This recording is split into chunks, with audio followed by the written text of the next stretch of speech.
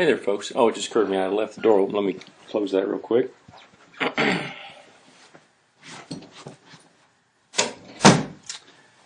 All right.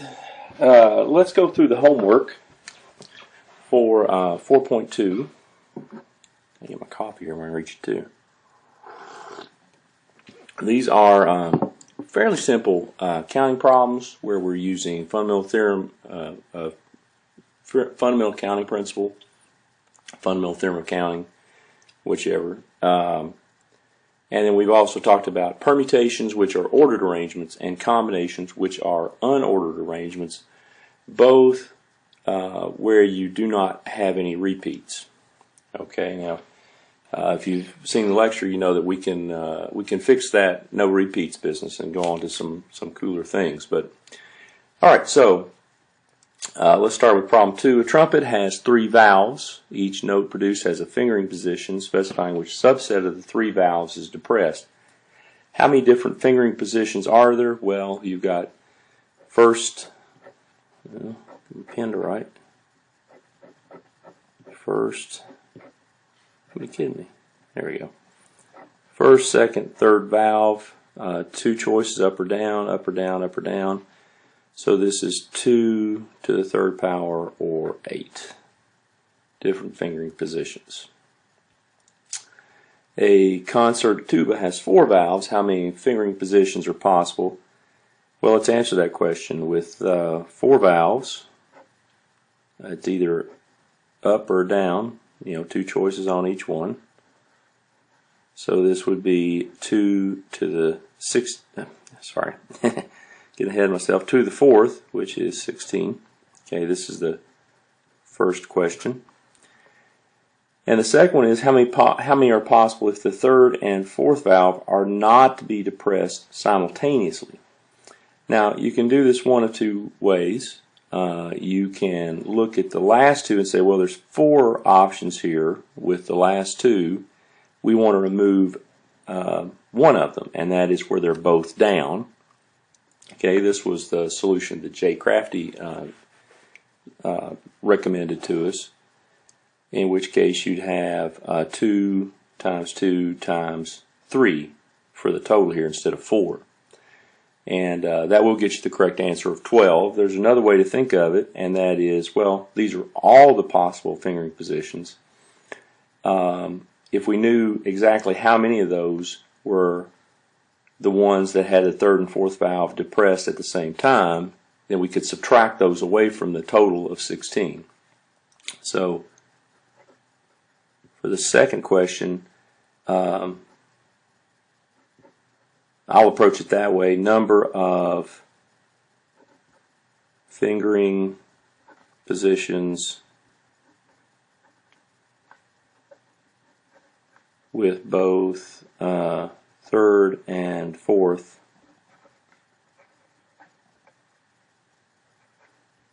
depressed would be, well, you got your first valve and second valve, you still have 2 choices, but on the 3rd and 4th, they're both depressed downward. So that gives you 2 squared, or 4, and then the total would be the entire amount, the 16, minus the 4 that we're not allowed to use, leaving you with 12. So either way, you get 12 on that one. Okay? That was problem 3. Problem 6 says, okay, a social studies test consists of 10 multiple choice questions, each with 5 possible answers. 10 true and false. Those obviously have 2 possible answers. And 10 matching questions where you've got 10 correct answers and they're to be matched up with the appropriate question. So how many ways can each section of the test be randomly completed? If with the matching session you take each answer and use it exactly once. Well, okay, let's take them in pieces here. The multiple choice. For each question in that section, you'd have 5 possible answers, and you've got 10 questions, so 5 times 5 times 5 times 5, and you do that 10 times. So let's see, did I write down what that even was? Yeah, I did. It is 9,765,625. So that's the multiple choice. True, false. Now instead of having 5 answers for each question, you've got 2. So this is 2, and you've got 10 of those questions. So that's 1,024. And then for the matching, if we're doing this randomly, you've got 10 possible answers, and you assign 1 to each question. So 10, and then after you assign 1, you've got 9 left, and then after that you've got 8. So this is 10 factorial, which is 3,628,800. So how many ways can the entire test be randomly completed? Well, it's fundamental counting principle, right? You got this many ways to do the multiple choice, this many ways to do the true false, this many ways to do the matching. So the total number of ways to do it is the product.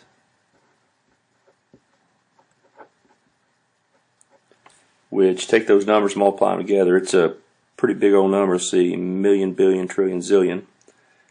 36,288 trillion, and then just a bunch of zeros.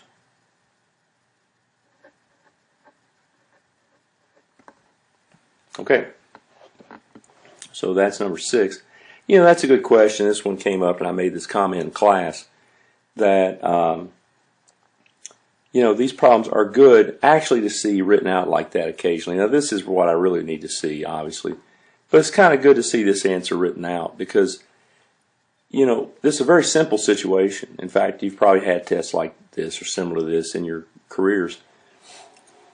You know, we tend to think, oh, well, just, you know, let a computer do it. Let a computer just, you know, run all the cases. But it doesn't take a very complicated situation to get a really large number of possibilities. And even large to the point where, you know, it would take maybe a computer maybe days to knock out an answer, or even years. So it is kind of good to realize that this is a nice clean answer, but you don't really get a feel for the scale of how big it really is until you write it out. Very simple situations can lead to very, very large numbers of possibilities. So I thought that was a good question to kind of illustrate that.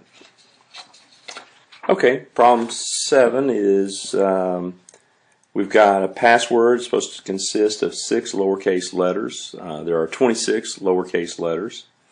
So how many passwords are possible? Well, clearly the order of the password is important here. It's your first letter, second letter, third letter, fourth letter, fifth letter, sixth letter. They can all have 26 options. There's no restriction on repeats. So this would be 26 to the 6th power, which is 308,915,776. Now, they changed this to say how many passwords are possible if no letter is repeated. Well, this is getting different then. It's 26 and then 25 and 24. This is a permutation of the 26 possible letters of length 6. So, officially, this is 26 factorial over 26 minus 6 factorial. But typically we would calculate such a thing not by calculating the factorials, but by eliminating up through 20 factorial.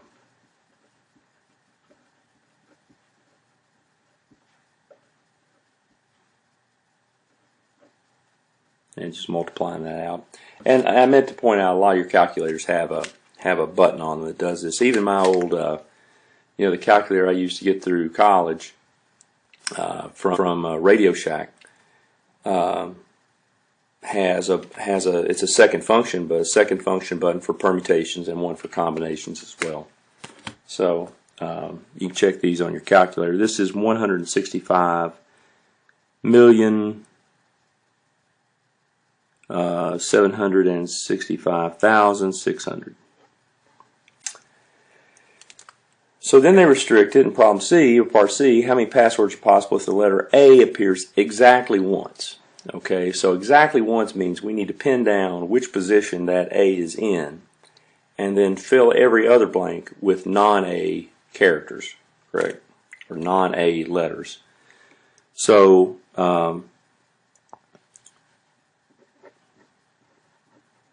we have 6 choices of where to place the A, and then must fill the other positions with non-A letters. So that is 6 times, right? We're doing a selection of a series of tasks here. We're first picking the place to put the A, and then we're filling out the other blanks. So that would be not 26 to the 5th, but 25 to the 5th, because 26, we don't have 26 choices, right? The A is no longer a choice for us. So I punched this in the calculator. This is 58,593,750. Okay. Part D says how many passwords are possible if the letter A appears at least once. Now this is different. That means the calculation we did here was good for exactly a number, but we can't just simply throw in. The temptation, I think, is great to just say, okay, well, fine, place your A that has to be there, and then use 26 choices for the other 5 slots. The problem is that you double count a lot of possibilities. Think about the password that's all A. We place an A in one of those positions and fill the rest with A's. Well, that's the same outcome as if we place the A in a different position and fill the rest with A's, right? So what you really have to do is one of two things. You can either calculate the whole thing, how many are possible, which we've already calculated up here, and then subtract the ones that have no A's in them, right, leaving just the ones that have an A once, twice, 3 times, whatever. Or you could conceivably calculate each of those numbers. How many passwords are possible if A appears exactly once, which we just calculated, and then exactly twice, and then exactly 3 times, and 4 times, and 5 times, and then 6 times, and then add all those up. Now that's a bit more work. It's much easier, I think, just to go through all minus exactly none, I think, is the way I'm going to approach it. All is, we've already calculated that, 26 to the 6. Exactly none means that I fill all 5 slots, but with non-A characters. So that's 25 to the 6. And I think this works out to be 64,775,151. And then part E says, okay, how many passwords are possible if the letter A appears no more than once?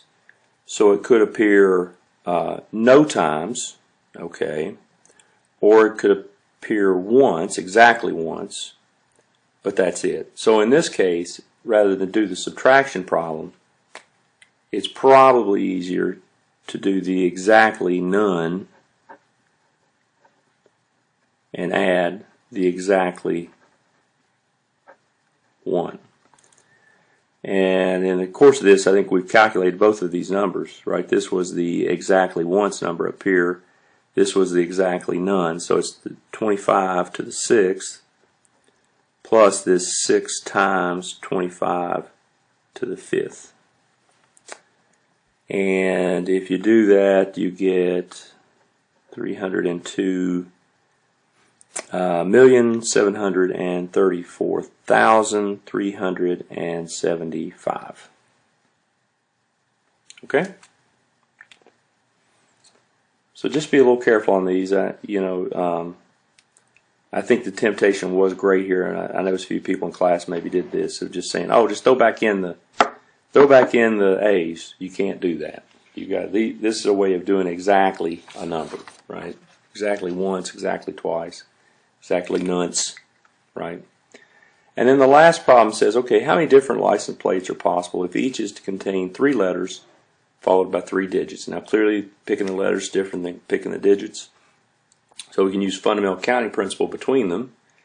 And then repeats are possible, so we can use fundamental counting principle to actually get both parts. The 3 letters, okay, well, we got 26 letters to choose from. They always use caps on the license plate, so there's only 26 of them. And we've got 3 that need to be picked.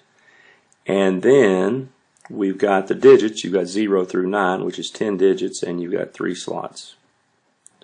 So whatever this works out to be, it's pretty good numbers. 17,576,000. Okay, part B says, how many different license plates are possible if each is contain 3 letters and 3 digits in any order? Now this one confused me a little bit because we had not yet gotten to the section where we do combinatorics, where we do combinations. And but I really do think you've got to use combinations on this problem, because what you have to do is you have to go through and decide, okay, which of the 3 positions are going to have the letters or the digits, either one. So you've got these 6 positions. We need to pick 3 of those positions, and it's not really a pick, because if you pick the 1st, 2nd, and 4th, for example, that's no different than choosing the 4th, 2nd, and 1st, right? So there's no order to the positions. It's just we have 3 positions. So that's combinations. So we need to do this, we need to first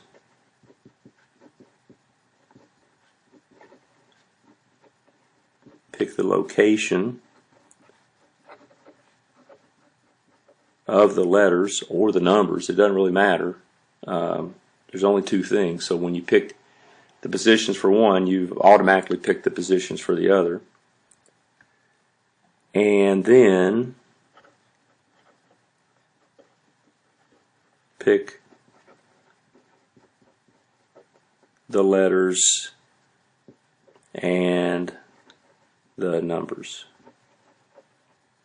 And that will matter. I mean, once we have the positions picked out for the letters, the order we put them in there will matter. Okay, so if it's 1, 2, and 4, putting an A, a B, a C is different than putting an A, a B, and a C. All right. So first we have 6 choose 3 to choose the positions of the letters. Then we've got the number of ways to pick the letters. This is just a repeat of above, and then the number of ways to pick the numbers. So this is and I forgot to do my problem here, so let me do it again. This is 6 choose 3. Forgot to get the actual number. 6 choose 3 is 20. Okay. 6 times 5 times 4 divided by 6 is 5 times 4, 20. And then 20 times the number we had previously, so 17, 7, 6, 0, 0. Oops. 17, 5, 7, 6, 0, 0, 0. So this is 351,520,000. Okay? And that's the homework set from 4.2. We'll pick up here eventually with the homework set from 5.3. I don't think I have time to tape it right now, but I'll get that up as soon as I can and get it posted. All right. Have a good Friday, and I will see you.